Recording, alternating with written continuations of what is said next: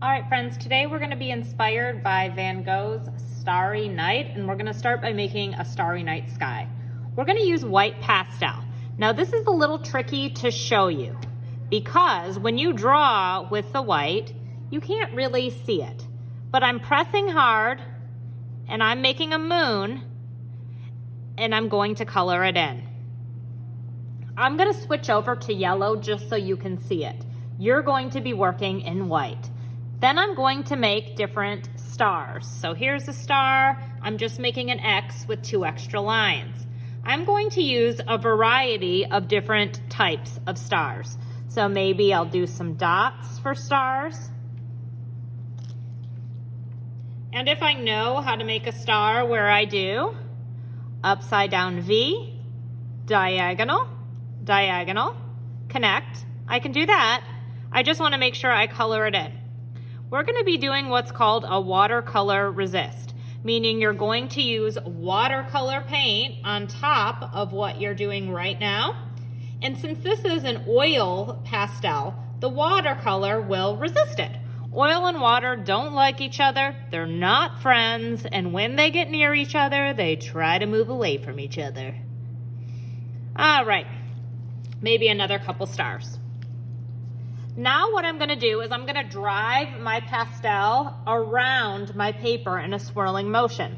I don't want to run into any of my stars. I'm going around them.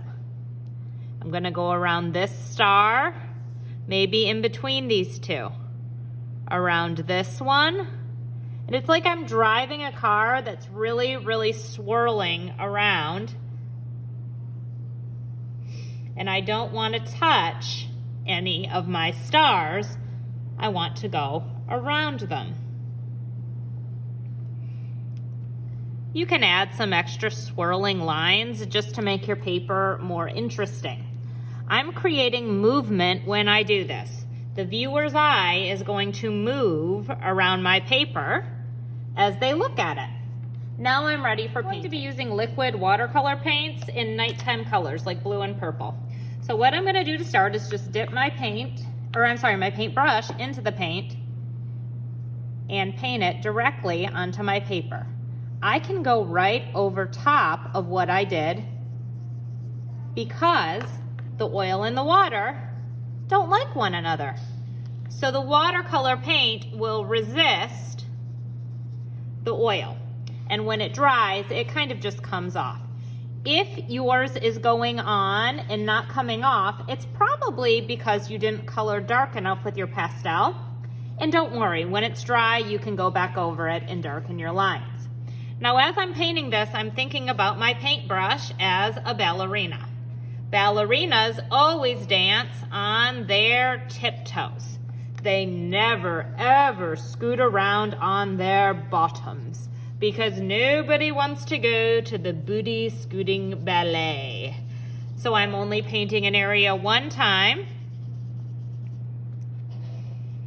And I'm going to continue like this until the white is covered on my paper. Ooh, that's kind of fun to watch. I like to watch it move away from the pastel. If you want to switch colors, you can. Maybe I'll take a little bit of this purple and tap it with my other hand and splatter a little bit of paint on there just to get some variation in color. Blue and purple look nice mixed together. That's why we're using those 2 colors together.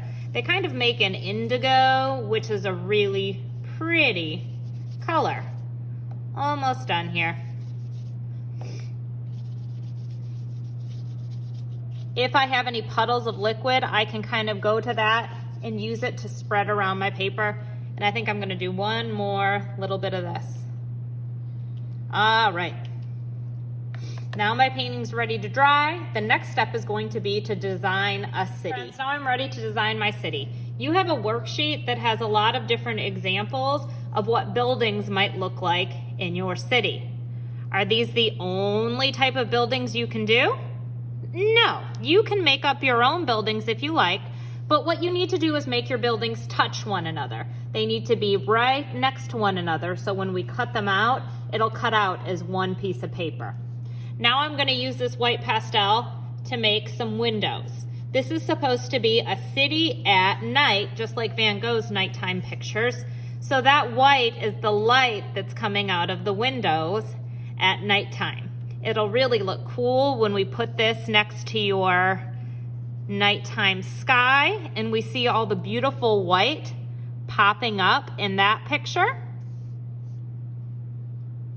We're going to have a contrast of lines because we're using much more geometric lines in our buildings, and we have really organic shaped lines in our skies. Lots of swirling next to the straight lines will create interest, and that white is going to unify it so it has some things that are different and some things that are the same.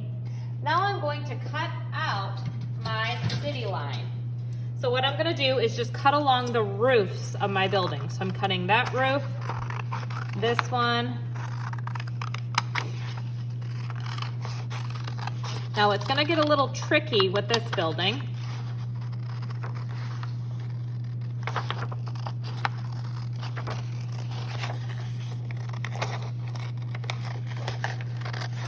All the way across. All right, now I have a city line ready to go into my sky. All right, now I'm ready for gluing. I'm gonna take my city and I'm turning it upside down. And I'm just gonna trace along the outside of the city skyline to get it to stick to my background, the stars.